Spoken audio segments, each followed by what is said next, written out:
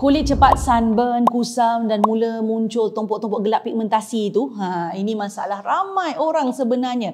Memang tak mudah nak elak sinar UV yang kuat setiap hari, lagi-lagi dengan cuaca panas dan lembap macam Malaysia ni. Sebenarnya jaga kulit berpigmentasi ni tak susah pun. Cukup buat 2 rutin ini saja setiap pagi. Langkah pertama, pakai pelembap, sudah tentunya lepas cuci muka ya. Kulit yang cukup lembap bantu kuatkan skin barrier, jadi kurang risiko keradangan atau kerosakan akibat sinar UV yang jadi punca utama pigmentasi berlebihan tu muncul.